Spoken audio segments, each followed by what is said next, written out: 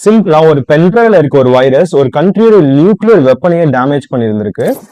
ஒரு வார் இல்ல, ஒரு கன் இல்ல, ஒரு பாம் இல்ல, ஒரு ஸ்குவாட் சோல்ஜர்ஸ் யாருமே இல்லைங்க. ஜஸ்ட் ஒரு அல்காரிதம், ஜஸ்ட் ஒரே ஒரு கம்ப்யூட்டர், அதுல பண்ற ஒரு சில கோடிங் ஒரு கண்ட்ரியோட நியூக்ளியர் வெப்பனையே டேமேஜ் பண்ணிருக்கு. இது மூலியமா நிறைய உயிரிழப்புகளும் நடந்திருக்கு. நினைச்சு பாருங்க, அந்த கண்ட்ரியோட நியூக்ளியர் வெப்பன் டேமேஜ் பண்ணிருக்கு இல்லையா, அது ஒரு நியூக்ளியர் வெப்பன், ரெண்டு நியூக்ளியர் வெப்பன் இல்லைங்க. அந்த கண்ட்ரியோட 20% நியூக்ளியர் வெப்பனை ஜஸ்ட் ஒரு கோடிங் மூலியமா, ஜஸ்ட் ஒரு வைரஸ் மூலியமா யுஎஸ்ஏ இஸ்ரேல் கண்ட்ரி ஈரான் மேல 2007 பண்ணிருக்காங்க. நடக்கிற யுஎஸ்ஏ ஈரான் இஸ்ரேல் என்ற ஒரு ட்ரையாங்கிள் வார் பாத்தீங்கன்னா இன்னைக்கு ஆரம்பிச்சது கிடையாது. இல்லாட்டி இருக்க பழைய காலத்து தமிழ் காமெடியிலே பாத்தீங்கன்னா இந்த மாதிரி நிறைய விஷயங்கள் வந்து பேசிட்டு இருப்பாங்க. அதாவது யுஎஸ்ஏ இஸ்ரேல் கண்ட்ரி ஈரான் மேல போட்டிருக்கிறது, ஈரானை அட்டாக் பண்ணது, ஈரான் மேல சாங்ஷன் போடுறது, ஈரானை கடைசி வரைக்கும் நியூக்ளியர் வெப்பன் டெவலப் பண்ணாம வச்சிருக்கிறது. இது எப்போ ஸ்டார்ட் ஆச்சு தெரியுமா? 2002 இருந்துங்க. யுஎஸ்ஏ நிறைய வெரைட்டியா ட்ரை பண்ணி பார்த்தாங்க. ஈரான் வந்து நியூக்ளியர் ப்ரோக்ராம்னா எப்படியாவது ஸ்டாப் பண்ணுவாங்க. ஆனா நிறைய விஷயத்துல வந்து ஃபெயிலியர் ஆயிட்டாங்க. மிட்வேஸ்ல ஒரு மிகப்பெரிய ரிசர்ச் பவரா, மிகப்பெரிய ஒரு பியூட்டியா, மிகப்பெரிய ஒரு அழகான ஒரு வெப்பன் பண்ணிட்டு இருக்க ஒரு நாடா ஈரான் வந்து எமர்ஜ் ஆயிட்டே இருந்துச்சு.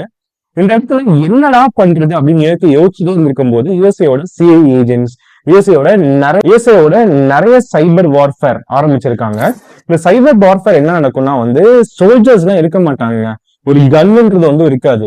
அதாவது எந்த ஒரு வெப்பன்ஸும் யூஸ் பண்ணவே மாட்டாங்க. என்ன நடக்கும்னா ஜஸ்ட் ஒரு கம்ப்யூட்டர், அதுல பண்ற ஒரு கோடிங், இந்த கோடிங் மூலியமா புதுசா வைரஸ் வந்து ஜென்ரேட் பண்ணிட்டே இருப்பாங்க. இந்த புதுசா கிரியேட் ஆகிற வைரஸை பீப்புள், அதாவது ஏலியன் பீப்புள், அந்த பீப்புளோட கம்ப்யூட்டர்ல, மொபைல் டிவைசஸ்ல இந்த மாதிரி டிப்ளாய் பண்ணி. முக்கியமா இந்த வீடியோ நம்ம பார்க்க போற வைரஸ் என்ன தெரியுமா? ஈரானோட நியூக்ளியர் வெப்பன்ஸ் 20% அழிச்ச ஒரு வைரஸ் ஸ்டிக்ஸ்நெட். இந்த ஸ்டிக்ஸ்நெட்ன்ற வைரஸ் அதாவது பென்ட்ரைவ் மூலியமா ஈரான்ல இருக்க அந்த சென்ட்ரிஃபியூகல், அதாவது வந்து நியூக்ளியர் டெவலப் பண்ற ஏரியாவுக்கு வந்து போயிருக்கு. நியூக்ளியர் டெவலப் பண்ற ஏரியால பாத்தீங்கன்னா நியூக்ளியர் வெப்பனை வந்து அதை வந்து என்ரிச் பண்ணணுங்க. இன்னும் தெளிவா சொல்ல போனோம்னா, அதாவது நியூக்ளியர் வெப்பன் இருக்கு, அது வந்து தோல்வியம் அப்படின்ற ரெண்டு காம்பனன்ட், ரெண்டு கெமிக்கல் வந்து ஃபியூஸ் ஆகணுங்க. ஃபியூஸ் ஆச்சுன்னா பெரிய ஒரு பிளாஸ்ட் வரும். அதாவது ஹிரோஷிமா நாகசாக்கி அப்படின்ற ஒரு மாஸ் டிவி இருக்கு பாத்தீங்களா, அதாவது இன்னைக்கு வரையிலே சில இடத்துல பாத்தீங்கன்னா புல்லு கூட பறிச்சிருக்காது, அந்த மாதிரி பெரிய பிளாஸ்ட் நடக்கும். ரெண்டு காம்பவுண்ட் யுரேனியமும் டோரியமும் ஃபியூஸ் ஆகும்போது இந்த யுரேனியம் என்ன ஈஸியா கிடைக்காது. இன்னைக்கு வந்து ஈரான் கிட்ட ஃபைட் பண்ணிட்டு இருக்காங்க. ஈரான் கிட்ட ஃபைட் பண்ணாம முக்கியமா ஒரு டிமாண்ட் வச்சிருக்காங்க. என்ன தெரியுமா? உங்ககிட்ட இருக்க 1/2 கிலோ யுரேனியம் எனக்கு கொடுக்கணும். ஃபர்ஸ்ட் அதுதான் வேலை பண்ணணும். அதுக்கப்புறம் உன்னோட நியூக்ளியர் ப்ரோக்ராம், நியூக்ளியர் விஷயம் எல்லாத்தையும் கை பண்ணணும். உனக்காக ஒரு இன்டர்நேஷனல் ஆர்கனைசேஷன் IAEA அப்படின்னு இன்டர்நேஷனல் அட்டாமிக் எனர்ஜி ஏஜென்சி வந்து நம்ம மானிட்டர் பண்ணிட்டே இருக்கும். ஏன்னா எல்லாத்தையும் கைக்குள்ள போட்டு வச்சிருக்காங்க. அதனாலதான் சோ நான் ஆல்ரெடி சொன்ன மாதிரி யுரேனியம் இருக்கு பாத்தீங்களா, அதை என்ரிச் பண்ணணும், அதை பியூரஸ்ட் யுரேனியமா மாத்தணும். அதாவது நம்ம எப்படி வந்து உப்பை பாத்தீங்கன்னா நல்ல பியூரஸ்ட் உப்பா மாத்துறோம் கடல் தண்ணியில இருந்து, அந்த மாதிரி யுரேனியம்ல ஒரு காம்பவுண்ட், யுரேனியம் ஒரு எலமெண்ட் இருக்கு, அதை பியூரா மாத்தணுங்க. அதுக்கு என்ன பண்ணா பெரிய ஒரு டனல் மாதிரி வச்சிருப்பாங்க. அந்த டனல்ல பாத்தீங்கன்னா யுரேனியம் வந்து ரொட்டேட் ஆகிட்டே இருக்கு. அந்த ரொட்டேட் ஆகிட்டு இருக்கும் போது யூஸ்வலா வந்து யுரேனியமோட ஐசோடோப்னு சொல்லுவாங்க. இது ரொம்ப நம்ம கெமிஸ்ட்ரிக்குள்ள போக வேணாம். யுரேனியம் 238 அப்படின்னு சொல்லுவாங்க. அதை வந்து 235 மாத்தணும். அந்த ஒரு பெரிய ஒரு டன்ல ரொட்டேட் பண்ணிட்டு, அதாவது நீங்க வந்து ஒரு பிளட் டெஸ்ட் கொடுக்க போறீங்க, இல்ல வந்து ஏதாவது ஒரு ட்ரீட்மெண்ட் பண்ண போறீங்க, அப்போ வந்து என்ன பண்ணுவாங்கன்னா உங்க பிளட் பிளேட்லெட்ஸை செக் பண்ணுவாங்க. பிளட்ல RBC WBC செக் பண்ணுவாங்க. பிளேட்லெட்ஸ் வந்து சர்ஜரி பண்ணும்போது தனியா இழுத்து வேற ஏதாவது போன்ல ஏதாவது சத்து கம்மியாச்சுன்னா பிளேட்லெட்டே அதை இன்ஜெக்ட் பண்ணுவாங்க. அது என்ன நடக்குன்னா ஒரு பெரிய சிலிண்டர் மாதிரி இருக்கும், அந்த சிலிண்டர் பிளட் பண்ணுவாங்க, ஸ்பீடா சுத்துங்க பிளட் ஸ்பீடா சுத்தும் போது என்ன நடக்கும்னா உங்க RBC தனியா, WBC தனியா, பிளேட்லெட்ஸ் அதெல்லாம் தனித்தனியா வந்துடும். இதே தாங்க யுரேனியம் நடக்குது. யுரேனியம் ஐசோடோப் யுரேனியம் 238 என்ன நடக்குதுன்னா யுரேனியம் 235 மாதிரி. அப்படி மாற்றம் என்ன நடக்குதுன்னா பியூரஸ்ட் யுரேனியம் கிடைக்கும். இது மூலமா என்ன பண்ணலாம்? ஜஸ்ட் ஒரு 10% பியூரஸ்டா நீங்க கிரியேட் பண்ணிட்டீங்கன்னு வச்சுக்கோங்களேன், நியூக்ளியர் வெப்பன் செய்யலாம். இன்னும் 90% கிரியேட் பண்ணி நிறைய இன்னும் ஆர்ம்டு கான்ஃபிளிக்ட், ஆர்ம்டு வெப்பன்ஸ் எல்லாம் நிறைய செஞ்சுட்டே இருக்கலாம். நிறைய ஆர்ம்டு கான்ஃபிளிக்ட் நம்ம கிரியேட் பண்ணலாம். ஓகேவா?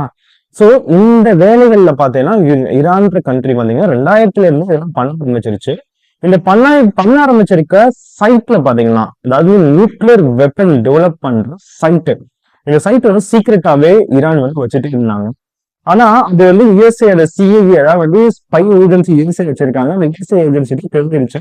ஸ்பை ஏஜென்சி என்ன பண்ணாங்க, இப்படியே யூஎஸ்பில பென்ட்ரைவ்ல, அப்படியே இந்த பென்ட்ரைவ்ல பாத்தீங்கன்னா வைரஸ் ஏத்தி இல்ல, அதாவது வந்து நேட்டிவ் ப்ரோக்ராம் டெவலப் பண்ற அந்த ஒரு சிஸ்டம், அந்த ஒரு சைட்ல பாத்தீங்கன்னா அவங்களோட கம்ப்யூட்டர்ல ஏத்திட்டாங்க. கம்ப்யூட்டர்ல ஏத்தணும் போது இது 2005 ஏத்திட்டாங்க.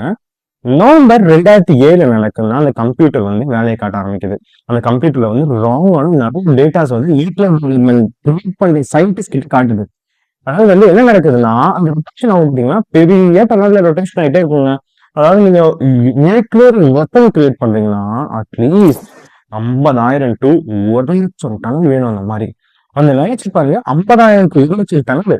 அந்த 50,000 டு 1,00,000 டனல் இந்த சாஃப்ட்வேர் இப்படி மாறி அந்த சிஸ்டம்குள்ள போனனால, scientist wrong data, wrong certificates எல்லாம் காட்டினால அந்த 50,000 டனலும் ஸ்பீடா ரொட்டேட் ஆகுது. திடீர்னு ஸ்லோவா ரொட்டேட் ஆகுது. ரொம்ப ஸ்பீடா ரொட்டேட் ஆகுது, ஸ்லோவா ரொட்டேட் ஆகுது. இரவு என்கேஜ் பண்ணும்போது இந்த மாதிரி ஒரு மாறி மாறி பண்றது வந்து இருக்கவே கூடாதுங்க. ஏன்னா வந்து ஒரு நியூக்ளியர் வெப்பன் இல்லையா? இதனால என்ன யுஎஸ்ஏயோட கோல் பார்த்தீங்கன்னா, இந்த மாதிரி மாறி மாறி ரொட்டேட் பண்ணி அவங்களே அழிச்சுக்கிட்டோம் அப்படின்றது தான். ஆனா ஃபைனலா என்ன நடந்துச்சுன்னா, அந்த ஸ்ட்ரக்ஸ்நெட் அப்படின்ற வைரஸ் யாரும் நினைச்சே பார்க்க முடியாதபடி ஈரானோட நியூக்ளியர் டெவலப்மெண்ட் ப்ரோக்ராம 20% குறைச்சிருச்சு. கொஞ்சம் நினைச்சு பாருங்க. அதாவது எந்த ஒரு சோல்ஜர் இல்லாம ஒரு வைரஸ் ஒரு கண்ட்ரியோட தலைவிதிக்கு மாத்தி இருக்கு.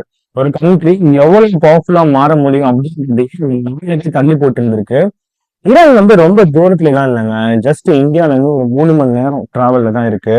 இந்த ஈரான்ற கண்ட்ரி பாத்தீங்கன்னா ஜஸ்ட் ஒரு 2002 இருந்து இன்னைக்கு வரையும் இந்த யுஎஸ்ஏ பவர்ஃபுல் நேஷனோட ஒரு போராட்டத்திலே இருக்குங்க.